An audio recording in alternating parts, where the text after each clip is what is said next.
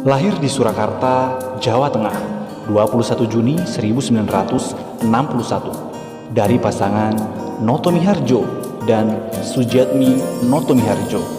Jokowi adalah anak pertama dari 4 bersaudara. Jokowi dibesarkan dari keluarga sederhana, bahkan dia mengalami beberapa kali pindah rumah karena tempat tinggalnya digusur. Berasal dari keluarga yang sangat sederhana, membuat Jokowi merasakan hidup yang sulit dan keras pada masa kecilnya. Pada saat ia duduk di Sekolah Dasar Negeri 111 Tirtoyoso, Surakarta, Jokowi telah menjadi seorang kuli panggul, ojek payung, dan pedagang. Hal tersebut ia lakukan hanya untuk membiayai kebutuhan sekolahnya hingga makan sehari-hari. Pada usia 12 tahun, Jokowi memutuskan untuk bekerja di perusahaan kayu sebagai tukang gergaji. Keahlian tersebut didapatnya dari ayahnya, yaitu Noto Miharjo, yang juga berprofesi sebagai tukang kayu. Di masa kecilnya, Jokowi juga telah merasakan pahitnya penggusuran ketika rumahnya 3 kali terkena penggusuran.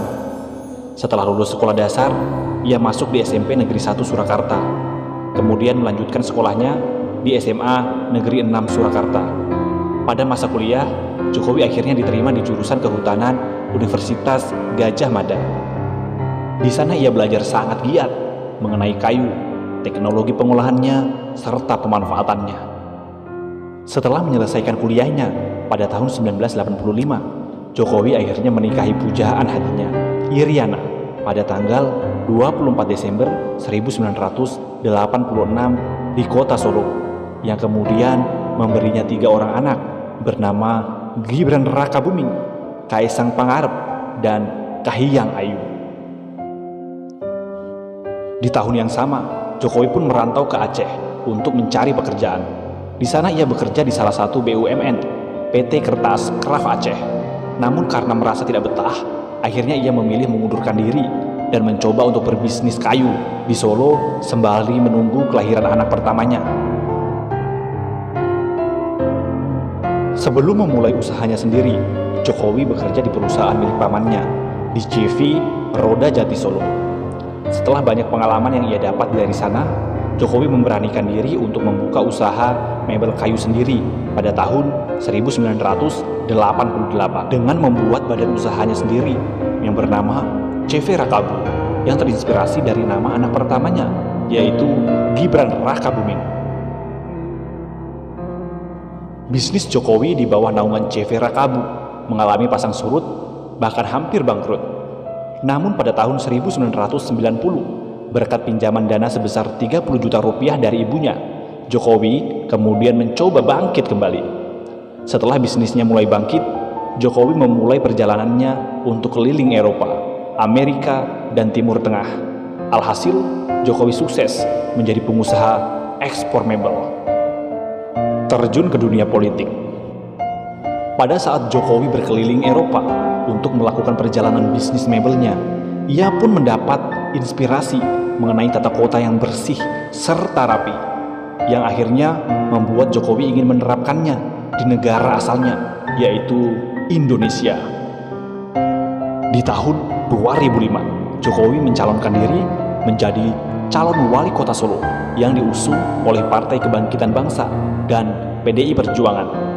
Meskipun ia tidak memiliki pengalaman politik yang cukup, Jokowi akhirnya berhasil keluar sebagai pemenang dan menjadi wali kota Solo.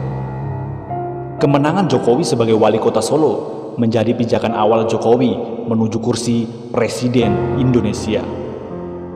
Kepemimpinannya sebagai wali kota Solo banyak mengubah wajah kota Solo menjadi kota yang nyaman, serta relokasi pedagang tanpa menimbulkan kerusuhan.